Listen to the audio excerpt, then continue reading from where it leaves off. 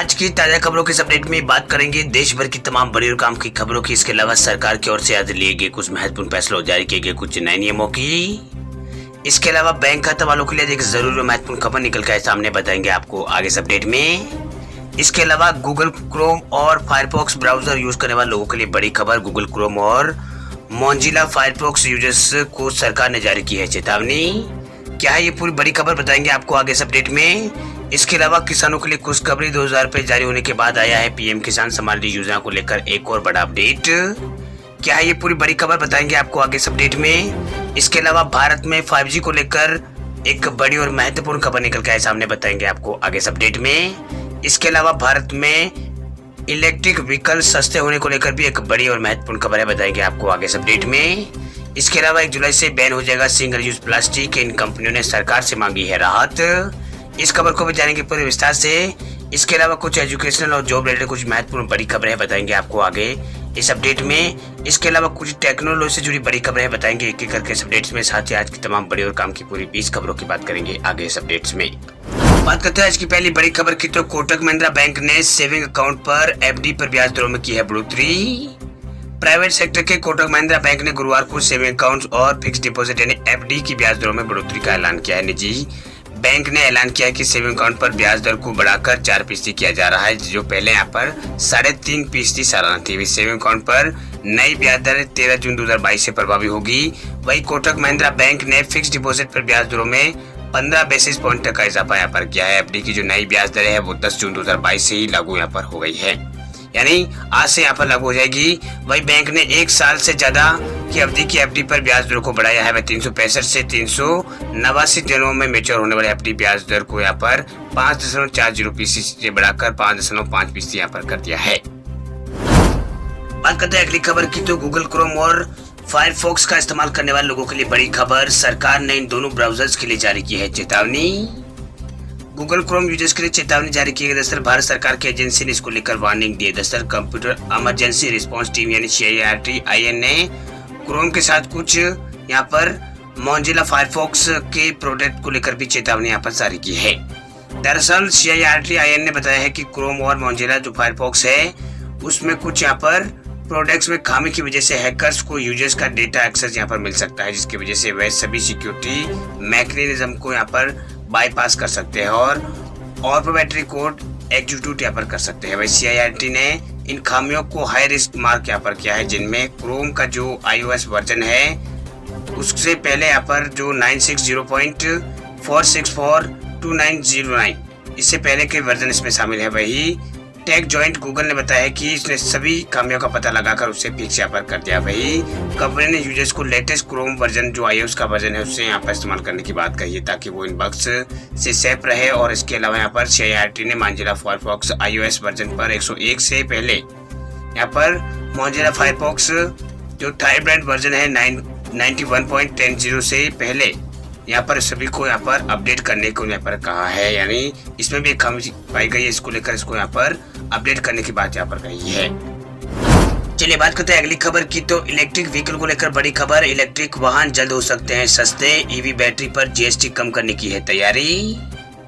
पिछले कुछ वर्षों के दौरान भारत में इलेक्ट्रिक वाहनों का बाजार लगातार बढ़ा है। जल्दी इलेक्ट्रिक वाहन ज्यादा किफायती हो सकते हैं, पिछले कुछ वर्षों से ये यहाँ पर देखने को मिल रहा है। दरअसल मीडिया रिपोर्ट के मुताबिक GST काउंसिल लिथियम आयन की जो बैटरी उस पर टैक्स कम दर है उसको यहाँ पर कम कर सकते हैं। दरअसल बैटरी इलेक्ट्रिक वाहन का वह हिस्सा है जो सबसे यहाँ पर महंगा कार्बोनेट्स में से एक है। भाई काउंसिल इलेक्ट्रिक वाहनों के बराबर ईवी पर GST को कम कर सकती है। इसका मतलब भारत में इलेक्ट्रिक कारों और दोपहिया वाहनों की कुल कीमत में बड़ी गिरावट यहाँ पर हो सकती है। वही मीडिया रिपोर्ट्स के मुताबिक योजना पर आगे बढ़ने के लिए केंद्र सरकार ने सभी हितधारकों के साथ बातचीत शुरू कर दी है। नीति आयोग और नवीकरणीय ऊर्जा मंत्रालय और भारी जो उद्योग है और अन्य सरकारी विभाग के सदस्यों के बीच बैटरी स्वीपिंग नीति पर चर्चा के लिए मंगलवार को एक बैठक आयोजित की थी। बैठक में यहाँ पर युक्ति संगत बनाने और ईवी बैटरी को स्टैंडर्ड करने के सुझाव यहाँ पर दिए गए हैं। वही नीति आयोग का एक मकसूदा जो नीति है वो तैयार कर रहा है, जिसे आगे विचार के लिए GST परिषद को यहाँ पर भेजा जाएगा। बात करते हैं अगली खबर की, तो 1 जुलाई से बैन हो जाएगा सिंगल यूज प्लास्टिक। अमूल सहित कई कंपनियों ने पीएमओ से मांगी है राहत। सिंगल यूज प्लास्टिक बैन के डिसीजन ने कई कंपनियों को हिला कर रख दिया है। अब अमूल सहित करीब आधा दर्जन से ज्यादा कंपनियों ने प्रधानमंत्री कार्यालय को पत्र लिखकर कुछ राहत देने की मांग की। आपको बता दें कि अमूल और पिप्को और कोका कोला सहित कई यहाँ पर बेवरेज कंपनियों को सिंगल यूज प्लास्टिक बंद होने से काफी यहाँ पर झटका लगेगा, क्योंकि इनका जो 80% कारोबार है वो सिंगल यूज पर ही यहाँ पर टिका है। फिलहाल सरकार ने किसी भी कंपनी को कोई राहत देने से साफ इनकार किया है। वही पैक्ड जूस और डेयरी उत्पादों के साथ मिलने वाले प्लास्टिक के स्ट्रॉ पर सरकार 1 जुलाई से प्रतिबंध लगाने की तैयारी में है। इस कदम को देखते हुए देश के सबसे बड़े डेयरी समूह अमूल ने यहाँ पर सरकार को पत्र लिखा है। उस पत्र में यहाँ पर अमूल ने सरकार से प्लास्टिक स्ट्रॉ पर लगने वाले प्रतिबंध को कुछ समय के लिए टालने का अनुरोध यहाँ पर किया है। अब देखना यह है कि सरकार अपना फैसला बदलती है या फिर नहीं। चलिए बात करते हैं अगली खबर की। तो महंगे लोन के बीच एसबीआई ने दी है खुशखबरी, अब एफडी पर मिलेगा ज्यादा ब्याज। देश के सबसे बड़े बैंक एसबीआई ने तो महंगे होते लोन के बीच अपने करोड़ों ग्राहकों को खुशखबरी दी। दरअसल एसबीआई ने अपने एफडी यानी फिक्स डिपॉजिट पर मिलने वाले ब्याज दरों में यहाँ पर बढ़ोतरी यहाँ पर करने का ऐलान किया। दरअसल ये ऐलान ऐसे समय किया गया है जब एक दिन पहले यहाँ पर आरबीआई ने रेपो रेट को यहाँ पर 0.50 से बढ़ाकर 4.90 यहाँ पर किया है। वह रेपो रेट बढ़ाए जाने के बाद एक कई सारे जो बैंक जो है वो यहाँ पर जो ब्याज दर है वो बढ़ा रहे हैं। वह एसबीआई के चेयरमैन दिनेश कुमार खरा ने यहाँ पर चैनल से कहा था कि यहाँ पर बिजनेस टुडे को एक इंटरव्यू में उन्होंने जानकारी दी। उन्होंने कहा कि रिजर्व बैंक के रेपो रेट बढ़ाने के बाद एसबीआई अब एफडी पर ज्यादा ब्याज देगा। उन्होंने कहा है कि जहाँ तक नए एफडी रेट का सवाल है वो भी यहाँ पर नई ब्याज दरों के अनुकूल होंगे। पहले ही कई यहाँ पर परिपक्व अवधि वाले एफडी यानी डिपॉजिट के लिए यहाँ पर ब्याज दर बढ़ा चुके हैं। मतलब बैंक पहले यहाँ पर और भी यहाँ पर बढ़ा चुका है। अभी स्टेट बैंक ऑफ इंडिया 12 से 24 महीनों की अवधि के लिए एफडी पर 5.10% की दर से ब्याज दे रहा है। इसी तरह 3 से 5 साल की अवधि के लिए ब्याज दर 5.45% है। चलिए बात करते हैं अगली खबर की। तो रेल यात्रियों के लिए खुशखबरी, आईआरसीटीसी के नए नियम हुए हैं जारी। 1 महीने में इतने टिकट कर सकते हैं बुक। आईआरसीटीसी ने रेल यात्रियों को बड़ी राहत दी है। दरअसल अब आप आईआरसीटीसी ऐप पर दुगने टिकट यहाँ पर बुक कर सकेंगे, यानी दुगने यहाँ पर टिकट बुकिंग कर सकते हैं। पहले आईआरसीटीसी यूजर्स 1 महीने में केवल 6 टिकट ही बुकिंग यहाँ पर पहले की जा सकती थी, जिसे बढ़ाकर 12 कर दिया गया है। इसके साथ ही अगर आपके आईआरसीटीसी अकाउंट से अगर आपका आधार कार्ड लिंक है तो आप 1 महीने के अंदर 24 टिकट यहाँ पर रेलवे के बुक कर सकते हैं।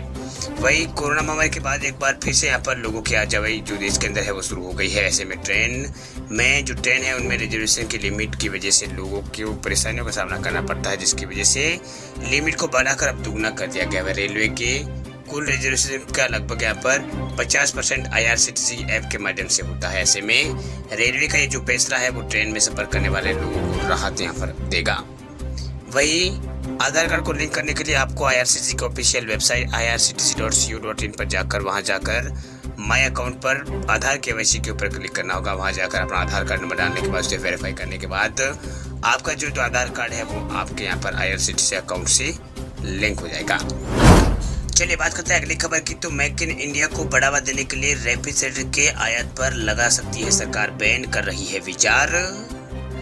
भारत सरकार मेक इन इंडिया को बढ़ावा देने के लिए फ्रिज के आयात पर बैन लगाने पर विचार करे। दरअसल सैमसंग और एलजी जैसी विदेशी कंपनियां बड़ी संख्या में रेफ्रिजरेटर आयात यहाँ पर करती है। माना जा रहा है कि सरकार इंपोर्ट करने के लिए लाइसेंस यहाँ पर लेना जरूरी कर सकती है। फिलहाल कंपनियां फ्री इंपोर्ट रेजिम के तहत रेफ्रिजरेटर का आयात यहाँ पर करती है, जिसे सरकार बदलने का विचार कर रही है। माना जा रहा है कि जल्दी इस पर भारत के अंदर फैसला लिया जा सकता है। सरकार पैसा ले सकती है। भारत में रेफ्रिजरेटर के मार्केट जो फ्रिजों का जो मार्केट है वो 5 अरब डॉलर यानी करीब 40,000 करोड़ रुपए का सालाना है। वही घरेलू कंपनियां जैसे कि वोल्टास है, इसके अलावा यहाँ पर गोदरेज इस सेक्टर में मौजूद है। वही एलजी और सैमसंग जैसी विदेशी कंपनियां इस सेक्टर में बड़ा यहाँ पर वर्चस्व है वो रखती है। वह भारत में सालाना 24 मिलियन रेफ्रिजरेटर बनाने की कैपेसिटी है, लेकिन केवल 5 मिलियन या जो टोटल यहाँ पर 15 मिलियन की मांग है, जिसमें बड़ी संख्या में कंपनियां आयात कर उसे पूरा करती है। बात करते हैं अगली खबर की। तो भारत में 5G को लेकर बड़ी खबर देखिए। 4 जगहों पर शुरू हुआ है 5G का ट्रायल। भारत में 5G को लेकर यहाँ पर स्पेक्ट्रम नीलामी की शुरुआत अब तक भले ही नहीं हो पाई हो, लेकिन सरकारी स्तर पर 5G सेवा का जो ट्रायल है वो शुरू हो गया है। वही भारतीय दूरसंचार नियामक प्राधिकरण यानी ट्राई के मुताबिक सरकार 5G सेवा शुरू होने से पहले सभी संबंधित चीजों को लेकर पूरी तरह से आश्वासित हो जाना चाहती है, इसलिए इस ट्रायल को शुरू किया गया। ये ट्रायल स्टेटिक फर्नीचर के इस्तेमाल में यहाँ पर किया जा रहा है। वही सड़क किनारे लगे विभिन्न सेवाओं के खंभे व अन्य लोहे की डिवाइस वगैरह को स्ट्रीट फर्नीचर यहाँ पर कहा जाता है। और 5G सेवा शुरुआत मतलब जो 5G सेवा है उसे शुरुआत के लिए देश भर में स्ट्रीट फर्नीचर का इस्तेमाल की योजना है। वह 5G के लिए काफ़ी संख्या में सेल लगाने की आवश्यकता होगी, तभी यहाँ पर 5G का असली स्पीड यहाँ पर मिल सकेगा। इसलिए स्ट्रीट फर्नीचर का इस्तेमाल यहाँ पर होगा। ट्रायल के मुताबिक ये ट्रायल फिलहाल भोपाल और कांडला पोर्ट और बेंगलोर मेट्रो और दिल्ली के एयरपोर्ट पर यहाँ पर ये जो ट्रायल है वो किया जा रहा है। वही ट्रायल के लिए उन्हें स्पेक्ट्रम भी उपलब्ध यहाँ पर कराया गया है। वे ट्रायल के अधिकारी के मुताबिक ट्रायल के लिए अलग अलग प्रकार की जगहों का चयन इसलिए किया गया है ताकि ये पता चल सके कि किन जगहों पर क्या क्या दिक्कतें आ रही है। वही बेंगलुरु मेट्रो में 5G सेवा का सफल ट्रायल के बाद देश के सभी मेट्रो में आसानी से 5G सेवा की शुरुआत जो है हो पाएगी। आगामी अगस्त माह तक इस पर ट्रायल जो है वो पूरा होने की संभावना है। वही जुलाई से दूरसंचार विभाग 5G सेवा के लिए स्पेक्ट्रम नीलामी शुरू कर सकता है। हालांकि अभी स्पेक्ट्रम नीलामी के लिए कैबिनेट की मंजूरी यहाँ पर नहीं मिली है। वह दूरसंचार विभाग के मुताबिक अगस्त सितंबर में कभी भी यहाँ पर 5G की सेवा शुरू हो सकती है। वही 5G की शुरुआत में भारत कई देशों में 2 साल से यहाँ पर अधिक पीछे हो गया। वह दूरसंचार विभाग देश भर में पहले 4G सेवा का विस्तार करना चाहता है, क्योंकि 4G सेवा के बाद 5G में शिफ्ट होने में परेशानी यहाँ पर नहीं होती। ये यहाँ पर सरकार की ओर से भी कहा गया है।